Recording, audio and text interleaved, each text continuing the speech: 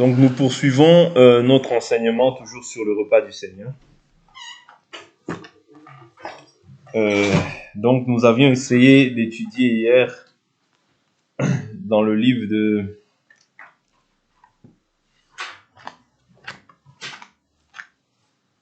de Matthieu Matthieu 26. Matthieu 26. Le repas du Seigneur qui est appelé aussi la Sainte Seine, mais qui est appelé aussi sous d'autres termes la fraction du pain. Et c'est ce que nous allons essayer d'étudier encore aujourd'hui par la grâce de Dieu. Donc l'Écriture dit dans Matthieu chapitre 26 au verset 18. Il répondit: allez à la ville chez un tel et dites-lui, le maître dit, mon temps est proche, c'est chez toi que je célébrerai la Pâque avec mes disciples. Les disciples firent ce que Jésus leur avait ordonné et ils préparèrent la Pâque. Le soir venu, il se mit à table avec les 12. Pendant qu'il mangeait, il dit: en vérité, je vous le dis, l'un de vous me livrera. Ils furent profondément attristés. Chacun se mit à lui dire: est-ce moi, Seigneur? Il répondit: celui qui a mis avec moi la main dans le plat, c'est celui qui me livrera. Le Fils de l'homme s'en va selon ce qui est écrit de lui. Mais malheur à cet homme-là par qui le Fils de l'homme est livré. Mieux vaudrait pour cet homme n'être jamais né. Judas, qui le livrait, prit la parole et dit: est-ce moi, Rabbi? Jésus lui répondit: tu l'as dit. Pendant qu'il mangeait, Jésus prit du pain, et après avoir dit la bénédiction, il le rompit, le donna aux disciples.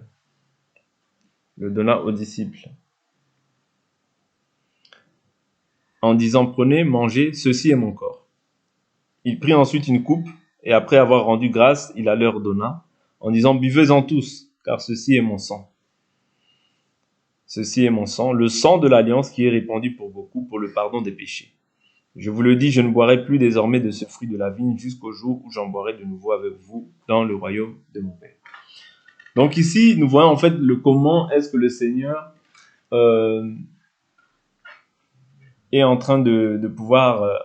comment est-ce que les disciples ont préparé la Pâque et ce que le Seigneur a fait. Le Seigneur a pris le pain, il a rompu le pain, il a pris une coupe dans laquelle il y avait le vin. Et ce vin-là, en fait, c'est un symbole. Comme le pain aussi que nous rompons, c'est aussi un symbole. Vous voyez, un symbole. Et ce symbole-là, lorsque nous prions, lorsque nous recommandons ça entre les mains du Seigneur, c'est une communion. Ça devient maintenant toute une communion au corps du Christ et toute une communion au sang du Christ. Voilà pourquoi hier nous avions vu que si nous prenons injustement ou bien indignement le repas du Seigneur, il y a aussi un jugement qui s'y attache. Parce que lorsque nous faisons le repas du Seigneur, vous voyez, nous faisons la Bible nous dit que nous attestons la mort ainsi que la résurrection du Seigneur. Voilà pourquoi celui qui boit indignement le corps ou le sang du Seigneur sera coupable. Ouais, et la Bible nous dit, voilà pourquoi il y a parmi vous beaucoup d'infirmes, beaucoup sont décédés. Pourquoi? Parce que les gens méprisent en fait la manière de pouvoir célébrer le repas du Seigneur. Donc c'est très important que lorsque nous prenons le repas du Seigneur, que nous puissions nous examiner afin que nous ne soyons pas jugés. Parce que si le Seigneur permet ces choses-là, c'est afin que nous ne soyons pas jugés comme ceux qui vivent dans le monde. Je prends encore une écriture, 1 Corinthiens chapitre 10. 1 Corinthiens chapitre 10, verset 16. La coupe de bénédiction que nous bénissons, n'est-elle pas la communion au sang du Christ? Le pain que nous rompons, n'est-il pas la communion au corps du Christ? Puisqu'il y a un seul pain. Nous qui sommes plusieurs, nous sommes un seul corps, car nous participons tous à un même pain. Vous voyez? C'est ça en fait le symbole. C'est-à-dire qu'il n'y a qu'un seul pain, mais nous sommes plusieurs. Or, le pain, Jésus définit ça comme étant sa chair, dans Jean chapitre 6.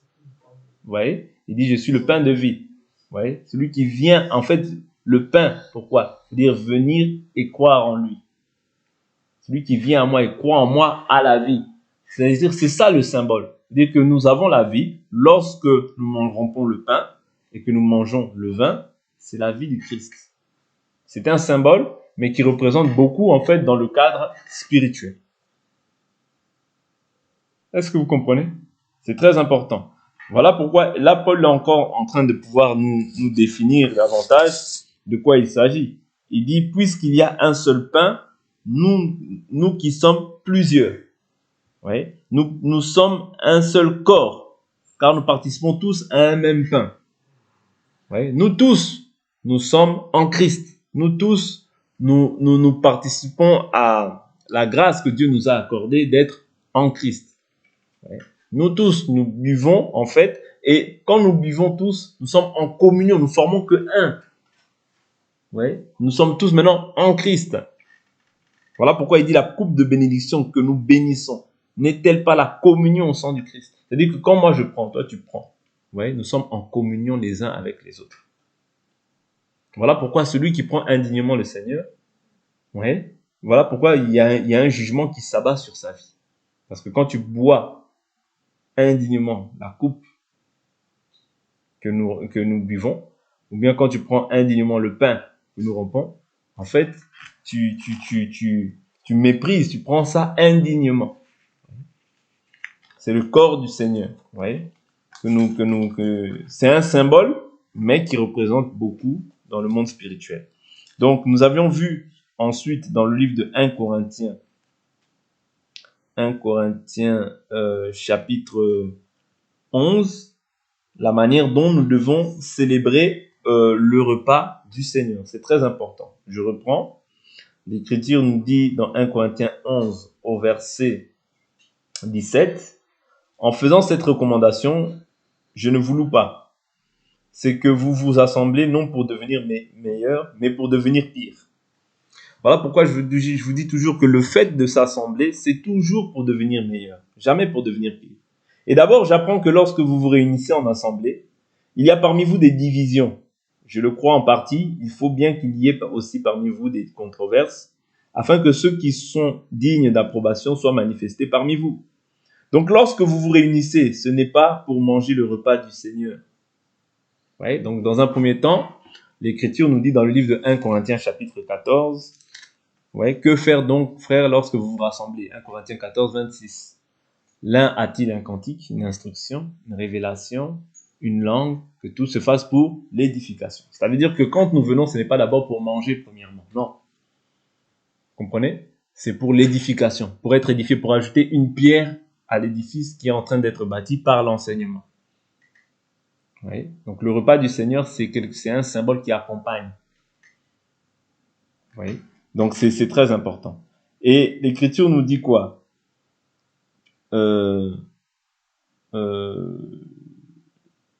Voilà, verset 20. Donc lorsque vous vous réunissez, ce n'est pas pour manger le repas du Seigneur. 21. Car en mangeant avant les autres, chacun prend son propre repas et l'un a faim, tandis que l'autre est ivre. N'avez-vous pas des maisons pour y manger et boire? Ou méprisez-vous l'église de Dieu? Et couvrez-vous de confusion ceux qui n'ont rien? Que vous dirai-je? Vous louerai-je? En cela, je ne vous loue pas. Car moi, j'ai reçu du Seigneur ce que je vous ai transmis. Le Seigneur Jésus, dans la nuit où il fut livré, prit du pain, et après avoir rendu grâce, le rompit et dit, ceci est mon corps. Vous voyez, le pain, c'est le symbole du corps de Jésus, qui est pour vous. Faites ceci en mémoire de moi. De même, après avoir soupé, il prit la coupe, et dit, cette coupe est la nouvelle alliance en mon sang. Faites ceci en mémoire de moi, toutes les fois que vous en boirez. Car toutes les fois que vous mangez ce pain et que vous buvez cette coupe, vous annoncez la mort du Seigneur jusqu'à ce qu'il vienne. Est-ce que vous comprenez le symbole? Nous annonçons, c'est-à-dire quand tu prends ça, tu annonces la mort du Seigneur jusqu'à son retour. Et la Bible nous dit que tous votre être soit conservé pur, l'esprit, l'âme et le corps. Oui? C'est-à-dire l'esprit, l'âme et le corps doivent être conservés purs. Voilà pourquoi Dieu nous corrige, okay, dans son amour, pour que nous aussi nous ne soyons pas jugés avec le monde. Quand quelqu'un marche mal, la correction vient. Pourquoi? Pour qu'il n'ait pas le jugement, en fait, pour qu'il ne puisse pas, en fait, recevoir le jugement qui va s'abattre sur le monde. Parce que le jugement que le monde va recevoir, c'est quoi? C'est le fait qu'ils n'ont pas cru. Eh bien, ils ne seront pas sauvés. Celui qui croira sera sauvé. Celui qui ne croira pas sera sera condamné. Vous voyez, toi, Dieu veut t'éviter la condamnation. Voilà pourquoi il te juge maintenant, afin que demain, tu n'aies pas le jugement. Est-ce que vous comprenez? Car celui qui mange et boit sans discerner le corps du Seigneur mange et boit un jugement contre lui-même. Voilà pourquoi quand nous prenons le repas du Seigneur, il faut s'examiner. Ne fais pas le guerrier parce que tu as vu que l'autre ou l'autre mange et toi, tu n'es pas bien avec le Seigneur, mais tu dis non, si je ne prends pas, qu'est-ce que les gens vont penser? Ils vont penser que j'ai péché. C'est pas grave si tu prends pas.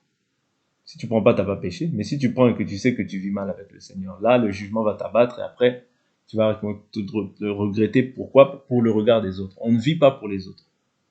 On vit pour le Seigneur. Ouais. La Bible dit soit que vous mangez, soit que vous buviez. Vous vivez pour le Seigneur. Si je sais que je ne suis pas en bonne relation, je ne prends pas. Et si même je n'ai pas envie de prendre, je ne prends pas. Cela ne veut pas dire forcément que j'ai péché. Parce qu'on est sous une loi de liberté. Mais si tu prends jamais, il y a un problème aussi. Il y a un problème parce que nous devons être aussi en communion. C'est le sang et le corps de Jésus qui nous permet d'être en communion aussi. Vous comprenez? Donc tu ne peux pas avoir peur si toi tu sais que tu vis bien avec le Seigneur. Ok? Donc voilà, faudra pas rentrer dans une psychose et se dire non, Dieu va me prendre. Non, c'est pas ça comment dire l'objectif. L'objectif ici ce n'est pas de faire peur, mais l'objectif c'est simplement de faire en sorte que les gens aient une foi saine, pure, ouais, qui vivent bien avec le Seigneur.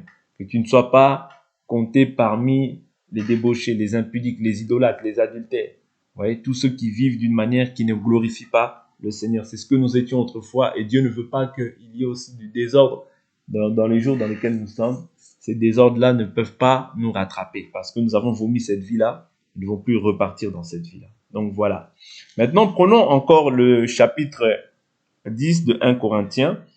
Je prends un peu plus bas. Je prends le verset 17 que nous avions lu. La Bible nous dit, puisqu'il y a un seul pain, nous qui sommes plusieurs, nous sommes un seul corps, car nous participons tous à un même pain. Voyez les Israélites selon la chair, ceux qui mangent les victimes, ne sont-ils pas en communion avec l'autel?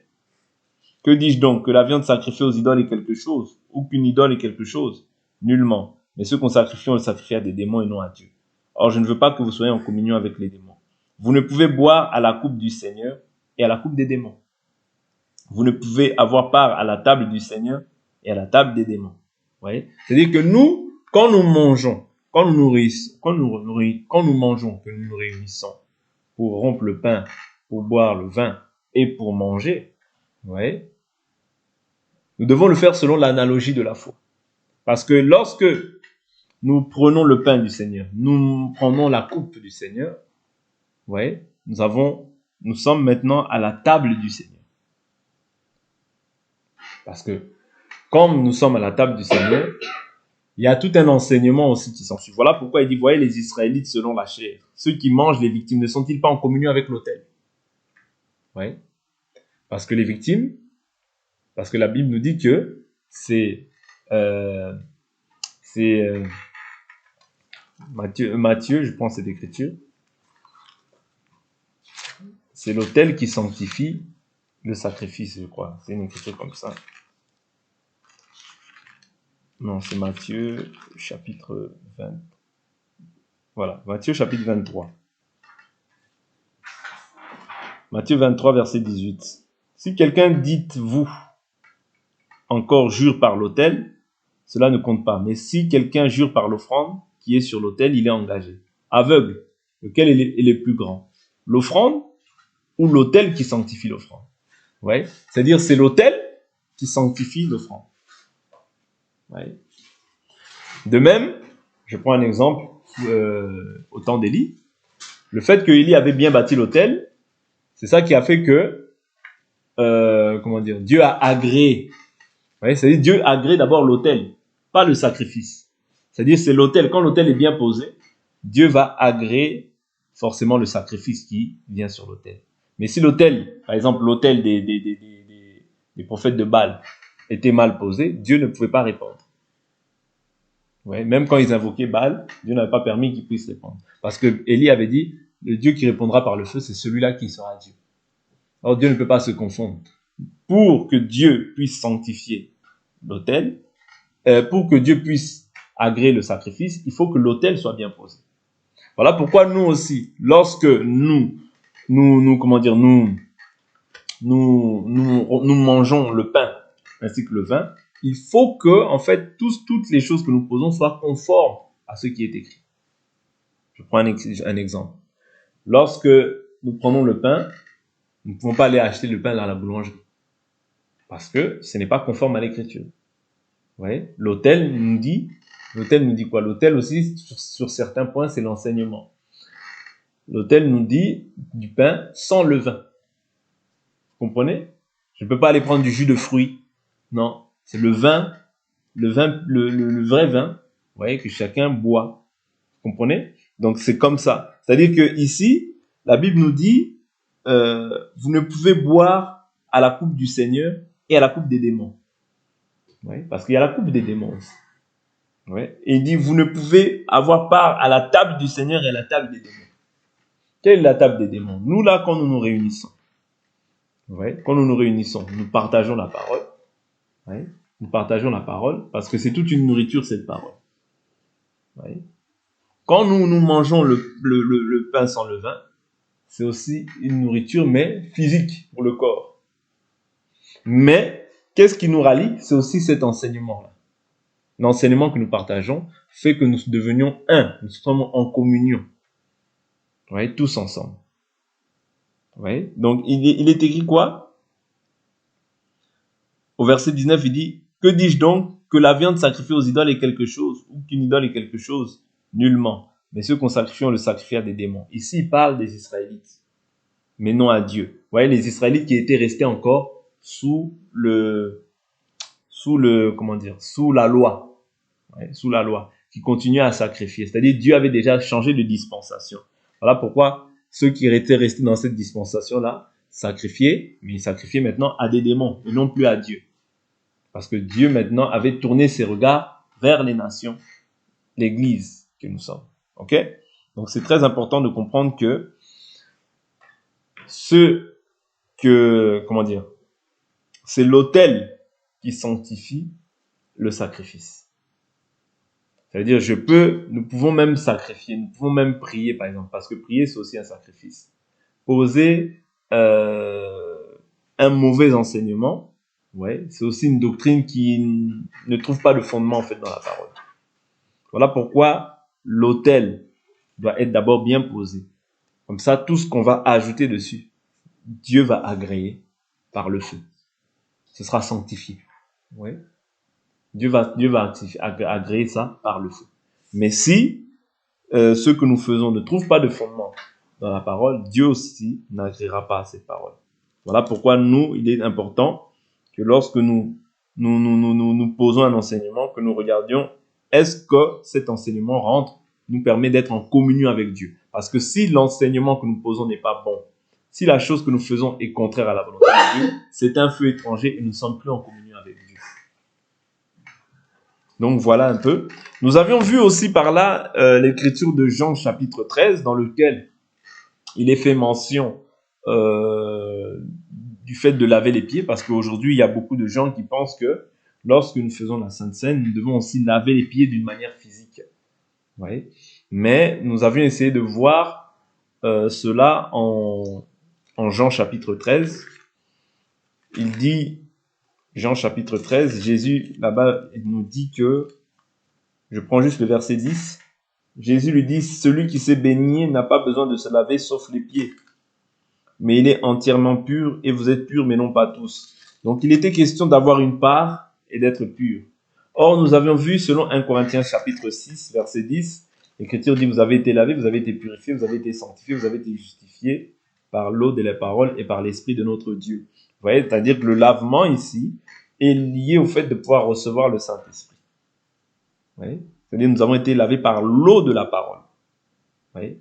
Cette parole aussi, c'est toute une eau que nous recevons. Vous voyez?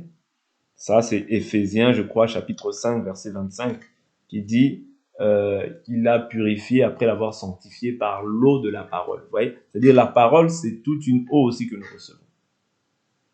Et la parole a la capacité de nous rendre aussi purs. Jean chapitre 17, verset 17, Jésus dit, sanctifie-les par la vérité, ta parole est la vérité. Or, être saint, c'est être mis à part. Comprenez? Et c'est cela, en fait, la part que Jésus, euh, euh, ce de quoi Jésus parlait, en fait, pour Pierre, en disant que si je ne te lave, tu n'as point de part avec moi. Oui. Si je ne te lave, tu n'as point de part avec moi. Or, nous, Jésus nous dit quoi? Si quelqu'un ne naît d'eau et d'esprit, ne peut voir le royaume des cieux. C'est-à-dire, naître d'eau et d'esprit, c'est ça qui te permet de voir le royaume des cieux. Or, voir, c'est avoir une part avec Dieu. Quand tu vois, ça dit que tu as une part avec Dieu. Mais tant que tu n'es pas né d'eau et d'esprit, tu ne peux pas voir le royaume des cieux. Voilà pourquoi l'Écriture dit, l'heure vient, elle est déjà venue, où les vrais adorateurs adoreront le Père en esprit et en vérité. Parce que tu ne peux pas adorer Dieu en esprit si toi tu vis encore charnellement. C'est pas possible. Oui. Tu vis encore charnellement, tu n'as pas la capacité de pouvoir adorer Dieu en esprit. Parce que pour adorer Dieu en esprit, il faut que tu aies la même nature que lui, que tu revêtes la même nature, c'est-à-dire la nature de l'esprit. Sa nature en réalité, c'est lui qui t'impute cette nature-là. Il t'accorde son esprit. C'est comme ça que tu pourras adorer Dieu. Et cela ne dépend pas du fait que voilà, tu es péché peut-être même la minute d'après. Parce que il t'a imputé sa justice. En t'accordant son esprit, il t'a imputé sa justice. Tu es déclaré juste, même si tu as manifesté une œuvre dans la chair juste la minute d'avant. Tu es déclaré juste pas par tes œuvres, mais par la grâce de Dieu. Voilà pourquoi la Bible nous dit que la justice de l'homme est un habit souillé devant Dieu. C'est-à-dire ta justice à toi, quand tu ramènes ta propre justice, c'est un habit souillé au devant de Dieu. Parce que la justice, c'est Dieu qui nous l'accorde. Il nous impute sa justice par le moyen de son Fils et par le moyen du Saint-Esprit. C'est-à-dire qu'aujourd'hui, toi, tu es mis à part parce que tu as reçu le Saint-Esprit. Aujourd'hui, tu es déclaré pur parce que tu as reçu le Saint-Esprit. C'est pas parce que tu jeûnes, c'est pas parce que tu pries, parce que ça, si c'est simplement ça qui te permet d'être déclaré pur, alors ça veut dire que l'œuvre de la croix est caduque. Voilà pourquoi tout est de lui, par lui et pour lui. Tout est en lui, c'est en lui. Oui, mais dès lors où toi tu ramènes ta justice, j'ai fait, c'est fini, tu sors de la justice.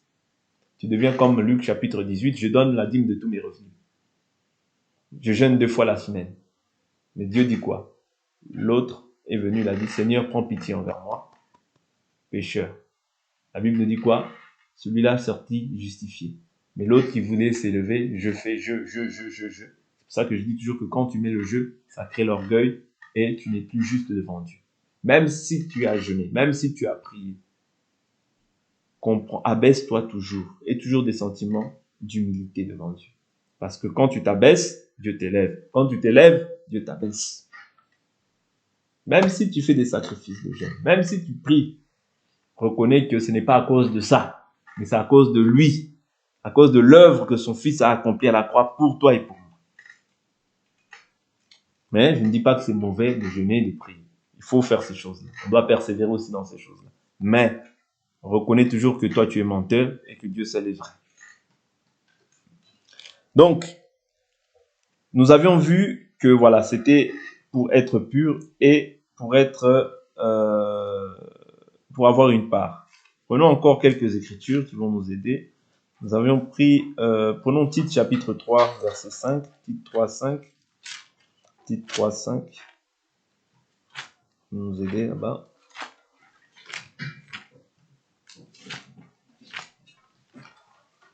Tite 3, verset 5. Même on commence à partir du verset 4. L'Écriture nous dit, mais lorsque la bonté de notre Sauveur et son amour pour les hommes ont été manifestés, il nous a sauvés, non parce que nous aurions fait des œuvres de justice. Est-ce que tu comprends? Non parce que nous aurions fait des œuvres de justice. Oh, moi j'ai fait ça, c'est pourquoi Dieu m'a donné ça. Ah bon? Ce n'est pas à cause de tes œuvres, mais c'est à cause de sa bonté. Il dit quoi? Mais en vertu de sa propre miséricorde, par le bain de la régénération. Vous comprenez ici, on parle de bain de la régénération. La régénération, c'est quoi? C'est le fait que tu as reçu le Saint-Esprit. Tu es maintenant régénéré d'une semence incorruptible. Ouais. Et le renouveau du Saint-Esprit. Ouais. Donc ici, on parle d'un bain. Et c'est ce qui avait été fait là-bas. Jésus avait lavé les pieds de Pierre. Il avait lavé les mains, encore la tête. Vous comprenez? Donc, toutes ces choses-là, nous comprenons par ici que c'est l'œuvre que le Saint-Esprit a accomplie dans la vie des croyants. La Bible nous dit au verset 6, « Il a répandu sur nous avec abondance par Jésus-Christ notre Sauveur, afin que justifiés par sa grâce, nous devenions héritiers dans l'espérance de la vie éternelle. » Comprenons que ici, si nous sommes devenus purs, si nous avons été régénérés, si nous avons reçu le bain de la régénération, c'est l'œuvre de l'esprit. Ce n'est pas l'œuvre de laver les pieds comme ça, physiquement. Parce que souvenez-vous que Jésus parlait en parabole.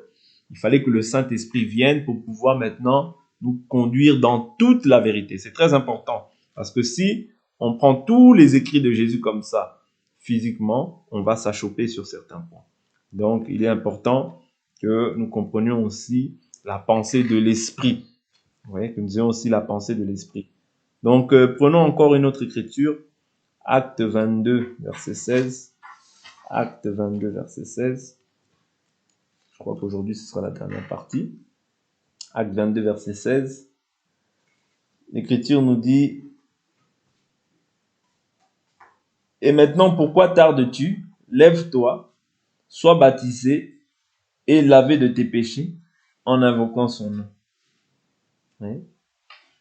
Lève-toi, sois baptisé et lavé de tes péchés en invoquant son nom. Oui, c'est-à-dire que quand nous sommes baptisés, nous sommes aussi comment? Lavés de nos péchés. C'est l'œuvre que Jésus a accomplie sur la vie des apôtres, lorsqu'il leur a lavé les pieds, les mains et encore la tête. Ok? Prenons une dernière écriture.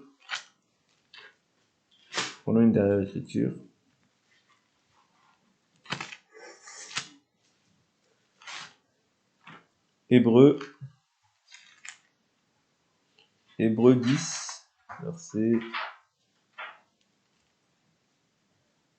Hébreux 10, à partir du verset 22. Approchons-nous donc d'un cœur sincère, avec une foi pleine et entière, le cœur purifié d'une mauvaise conscience et le corps lavé d'une eau pure. Ouais. Le corps lavé d'une eau pure. Ok, donc ici nous sommes en train de pouvoir voir les éléments qui confirment en fait ce que dit Jean chapitre 13. Ouais, qui viennent donner davantage d'explications par rapport à Jean chapitre 13. Qui ne viennent pas contredire, mais qui viennent plutôt éclairer davantage afin que nous ayons beaucoup plus de précision. Ouais. Et nous avions vu aussi dans Psaume chapitre 119 verset 105, ta parole est une lampe à mes pieds, une lumière sur mon sentier. Oui. On peut prendre encore Romains, je crois, parle de ça. Romains 10, si je ne m'abuse.